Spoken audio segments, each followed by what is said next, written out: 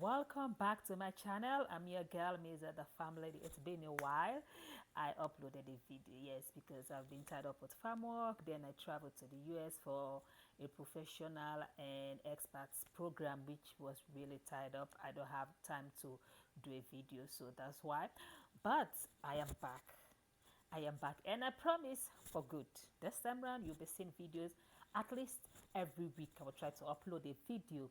So today we are going to talk about very important parameters that you need to get before you dive into fish farming business. If you don't have these parameters, don't even try it. Don't even think about it. Just forget about fish farming, and that is water. Yes, water is very important parameters that you need to get. Not just water, but sufficient water. Stay tuned. I'll be right back.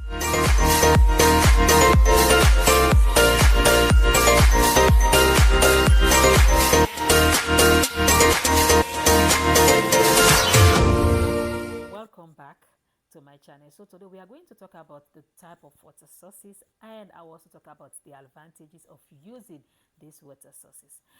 In another video, I will try to explain to you the disadvantage as well and how you can manage it if that's the source of water you have for your fish farming. So guys, let's dive in. One, lake and reservoir. This one source of water that you can use for your fish farming, and it has been proven to be a very good source. So what's the advantage of using spring or reservoir as a water source for your farm? One, they have a very large volume of water, like the water is plentiful, and it can either be a year-round available or a seasonal, depending on where you find yourself.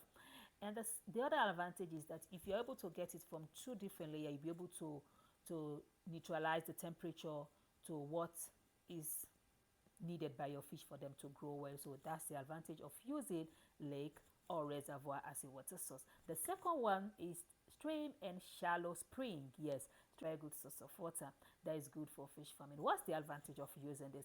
The temperature is usually optimal for native fish. What does that mean? Like the stream, the temperature in that water in that region is good to grow fish in that region. And the other advantage is that it has a very high level of oxygen, because oxygen is one thing we battle with if you're into fish farming. Like the oxygen level will go down at night because there is no sunlight and whole stuff like that. But if you're having water from spring, have very high level of oxygen. The third one is deep spring. Yeah, deep spring is one of the best water if you have it, because for what I've seen in the US, like, oh my god, like these people are blessed. They spend little or zero amount on having water into their system, and this is helping them a whole lot. So what's the advantage of using deep spring? The water is constant in terms of flow, quantity, and temperature. Like the water is like that. Nothing change in that water irrespective of what is happening in the environment. Like I've been in the Hagerman research center, like the water is constant irrespective of the temperature. Even when the temperature is high up to like 100 degrees, the water is cold. So that's the advantage of using deep spring. Also, it has it's most time free from sediment, like you don't have particle in it. Like it's like really good, and it also have a very high level of oxygen in it, so you kind of, your water quality issue is kind of very minimal if you are using water from deep spring. The last but not the least is borehole.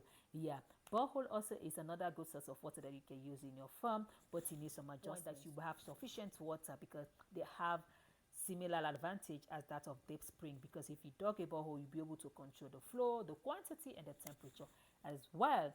So guys, I hope I was able to teach you something. I hope you learned something new. I say remember your girl, Busy, your farm lady. Bye. See me in your next video.